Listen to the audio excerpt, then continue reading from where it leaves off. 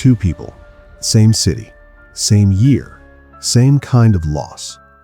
One of them lost their business, their marriage, and their sense of self, all within 18 months. The other lost almost exactly the same things. The first person never fully recovered. A decade later, they still talk about everything that was taken from them. The second, within 3 years, they had rebuilt something more meaningful than what they lost, more at peace, more alive, like the fire had burned away everything that wasn't real. Same storm, two completely different outcomes. And the difference had nothing to do with money, connections, talent, or luck. It came down to one idea, a single rule, so quiet, so counterintuitive that most people live their entire lives without ever encountering it. The Stoics knew it. Epictetus built his entire philosophy around it, and a German philosopher named Nietzsche would later give it its most dangerous name. This video is about that rule, what it is, why it works, and how to use it, starting today. Here's something nobody tells you about suffering. It is not the event that breaks a person. It's the story they tell themselves about the event. Think about that for a moment. Two people receive the same diagnosis. One collapses inward. The other quietly restructures their life and finds a clarity they never had before. Same diagnosis, different story. Two people get laid off from the same company on the same day. One spirals into shame for years.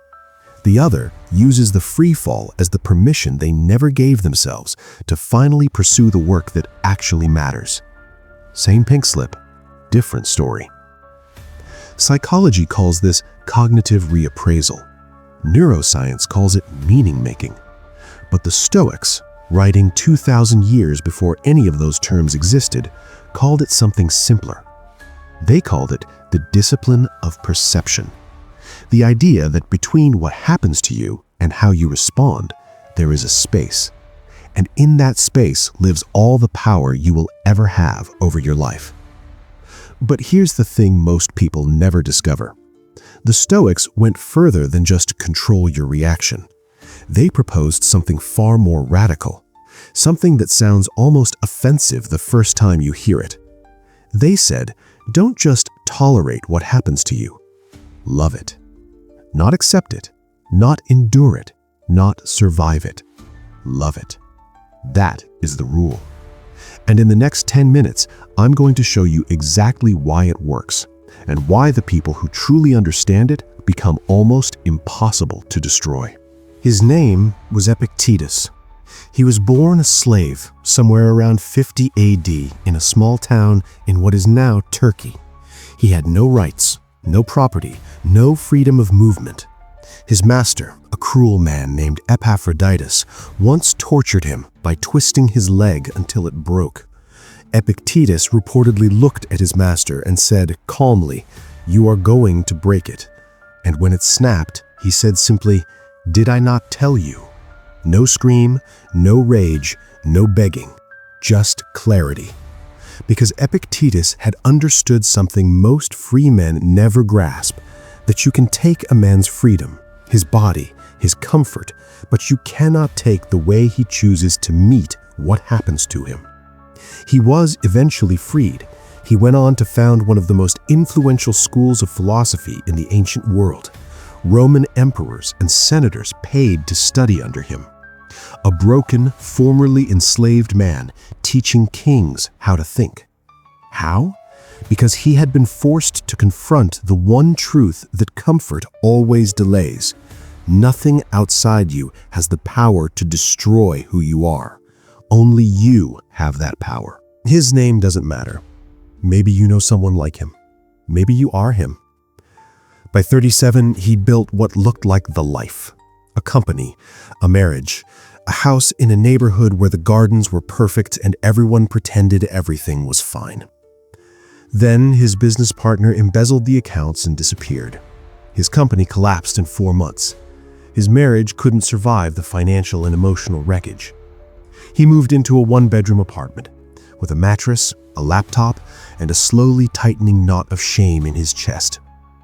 He told me later that the lowest point wasn't losing the money or the house. It was a Tuesday afternoon when he caught himself on the floor of his apartment, genuinely unable to remember why any of it mattered. A friend gave him a worn copy of Marcus Aurelius' Meditations. He almost didn't open it. He did.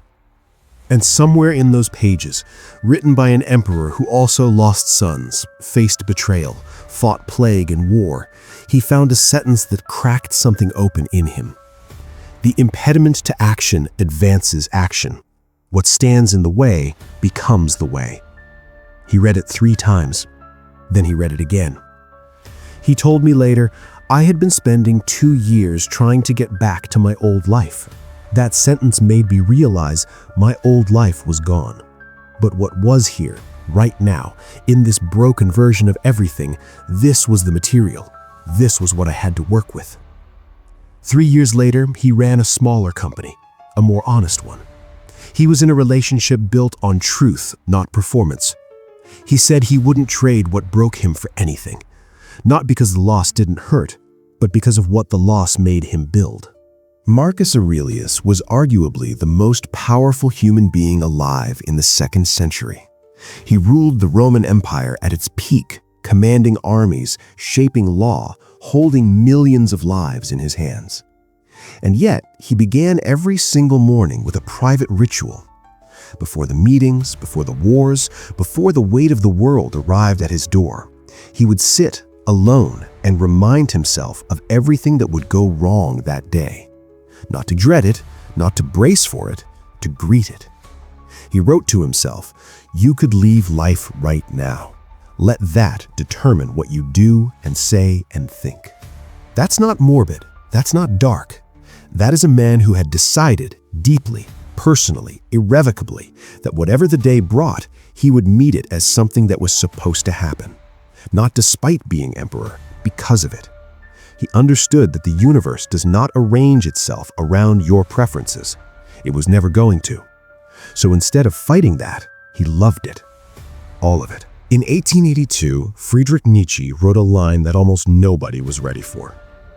"My formula for greatness in a human being is Amor Fati, love of fate, that one wants nothing to be different, not forward, not backward, not in all eternity." Amor Fati, love of fate. Not tolerance of fate, not acceptance of fate, not forgiveness of fate. Love. This is the idea the Stoics were circling for centuries, and Nietzsche gave it its sharpest edge. Here's what makes it different from toxic positivity or spiritual bypassing or just pretending everything is fine. Amor Fati doesn't ask you to lie. It doesn't ask you to say the loss wasn't real, the pain wasn't real, the betrayal wasn't real. It asks something harder.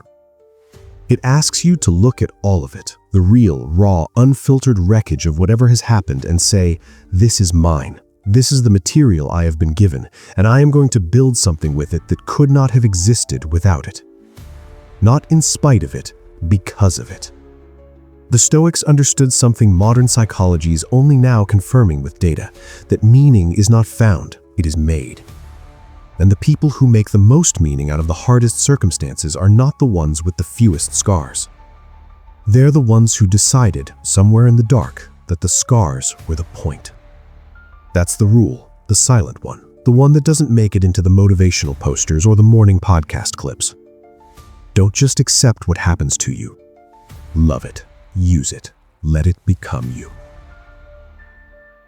So what does this look like in practice?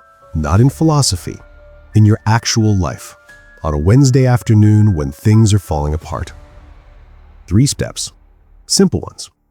The Stoics weren't interested in theory that couldn't be used. Step 1, name it exactly.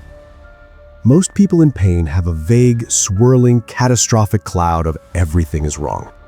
The first Stoic move is to make it specific. What actually happened? Not the narrative, not the meaning, just the event. Name it out loud or write it down. The cloud loses power the moment you give it a precise shape. Step 2, find the necessity. Ask one question. What does this make possible that wasn't possible before? Not what did it destroy? What does it open? Sometimes the answer doesn't come immediately. That's fine. The question plants a seed in the mind that starts working on your behalf. Marcus Aurelius called this turning toward the obstacle, finding the leverage point hidden inside the thing that's blocking you. Step 3. Make the declaration. This is the one that changes everything. It's one sentence, and you say it out loud or in writing each morning when the weight of a difficult season arrives. This is exactly what was supposed to happen, and I will build something from it. Not as a lie, not as performance, as a decision. The decision to be the kind of person who is not undone by what happens to them, who is built by it instead. That decision, made consistently over time, that is the Stoic life. Not a life without pain, a life in which pain is raw material. Remember the two people from the beginning of this video? The only difference between them was this. One of them believed that what happened to them was the end of the story. The other believed it was the beginning of a better one. Both were right. That's the terrifying and liberating truth of Amor Fati. The story you tell about what happened to you becomes what happens to you. You are not what was taken from you. You are what you chose to build from the ruins. The Stoics didn't teach Amor Fati in classrooms because it can't be taught. It can only be chosen. The only question is whether you're ready to choose it.